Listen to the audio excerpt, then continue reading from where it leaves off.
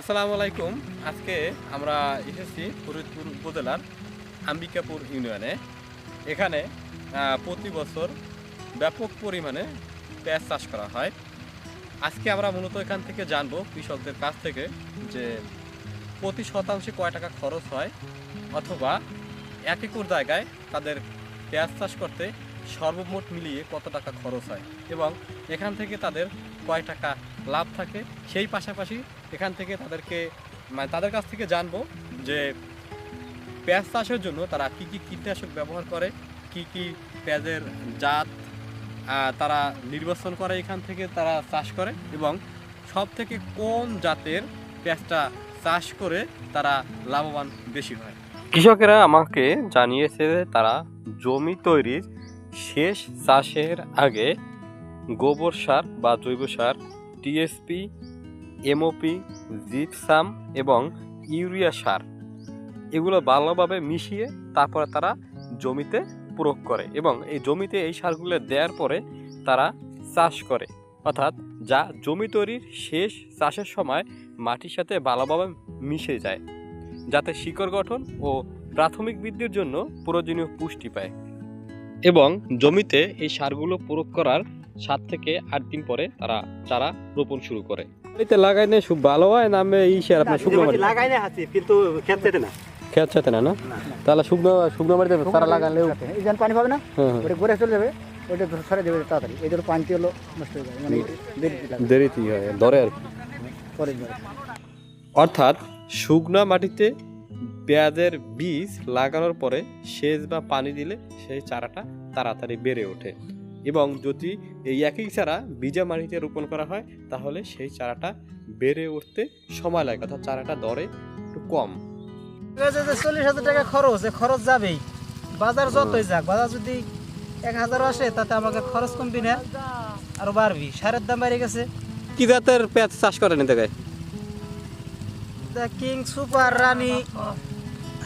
আপনাদের এলাকায় মনে হয় কিং সুপারটাই বেশি চলে নাকি? হ্যাঁ, কিং সুপার তো পিসটা টাইট থাকে, অন্য পিসগুলো সেদিন থাকে না। তাই এটার আপনার পেঁয়াজের যে দানাগুলো কিনেছেন কেজি হিসাবে না আপনি কি হিসাবে কিনেছেন? ওইটা এটা হইলো কেজি হিসেবে কিনে আনছি। দেখছে কত কেজি, কত রাখছে? এটা হইলো আমি কিনছি হলো 2500 টাকা মন। মানে কেজি হিসাবে আনেন না মন হিসাবে আনছেন? না, মন হিসেবে। 2500 না 25,000? 2500। আর এটার বীজের দাম, এটা যে অরিজিনাল বীজ, বীজের দাম অনেক। বীজ ওই যে লাগাইছে এটাতে বীজ হবে। ওটা 1 কেজির দাম মনে করেন 2000 টাকা। মানে আপনার ওটার দাম 1 কেজি 2000 টাকা। এবার কর বাজার গেছে।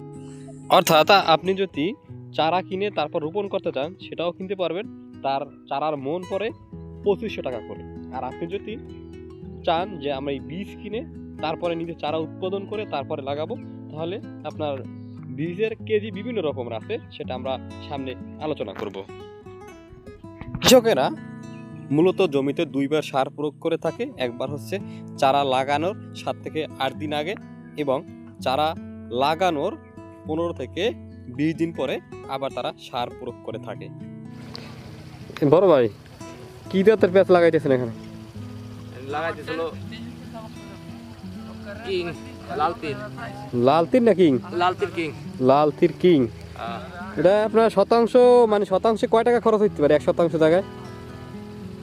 ওই সঠিক করে হতেছে না ভাই। মানে তাহলে আপনারা কি হিসাবে মানে চাষ করেন? এরা বিঘা শতাংশে আপনার খরচ তো হবে, তা তো লাগবেই, কাটায় 1000 লাগবেই।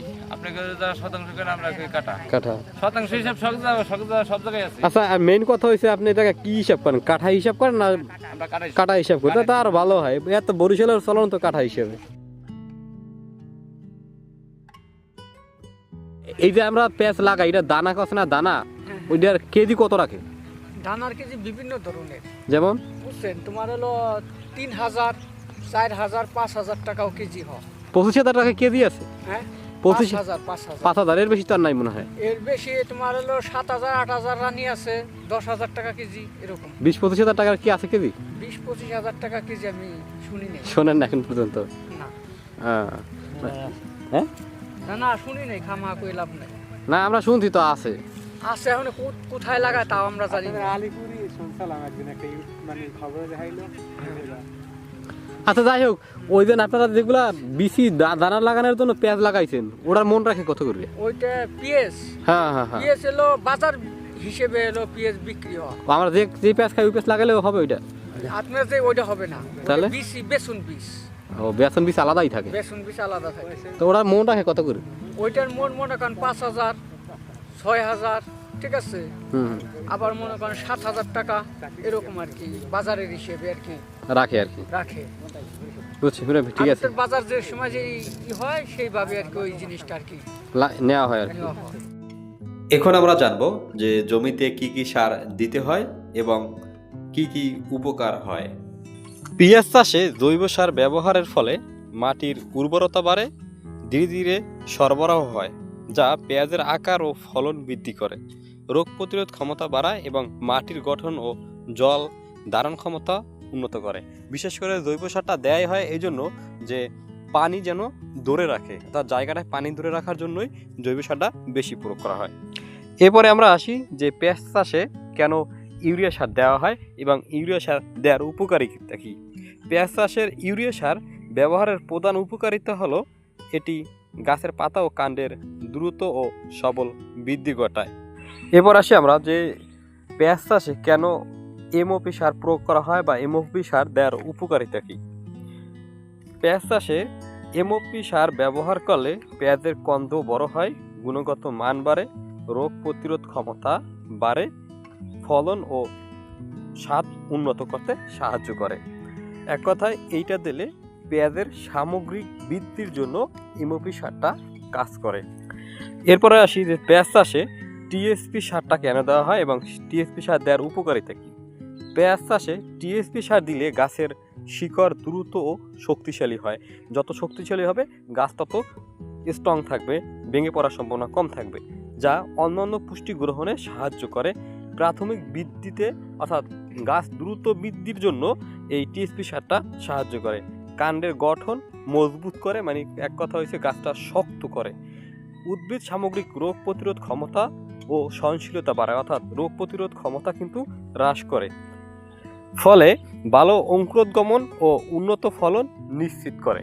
অর্থাৎ টিএসপি সারটা দিলে আপনার গাছ মজবুত হবে, শক্ত থাকবে, ভেঙে পড়ার সম্ভাবনা কম থাকবে এবং তার সাথে সাথে ভালো অঙ্কুরোদ্গমনেও কিন্তু এই টিএসপি সারটা সাহায্য করে। একটা কথা সবসময় মাথায় রাখবেন যে অতিরিক্ত ফলনের আশায় আপনার সারের প্রয়োগের পরিমাণ যদি বেশি দেন তাহলে সেটা আপনার ফসলের জন্য খুবই মারাত্মক ক্ষতি বয়ে আনতে পারে। আপনার জমি বুঝে কতটুকু জায়গা সে অনুযায়ী আপনাকে সার প্রয়োগ করতে হবে। বেশি সার প্রয়োগ কিন্তু আপনার ফসলের জন্য ক্ষতি বয়ে আনতে পারে। এক্ষেত্রে আমাদের অবশ্যই সতর্কতা অবলম্বন করতে হবে। এছাড়াও অনেক কৃষকেরা গাছকে মজবুত এবং গাছের পাতাকে সবুজ করার জন্য বিভিন্ন কোম্পানির ভিটামিনগুলো তারা ব্যবহার করে থাকে। তবে এগুলোর ক্ষেত্রে অবশ্যই আপনাকে কৃষি কর্মকর্তার পরামর্শ নিয়ে তারপর এগুলো ব্যবহার করা উত্তম হবে বলে মনে করি আমি। আজকের মতন এখানেই বিদায় নিচ্ছি। পরবর্তীতে আবার অন্য কোনো ভিডিও দেখা হবে। সবাই সুস্থ থাকেন, ভালো থাকেন। আল্লাহ হাফেজ।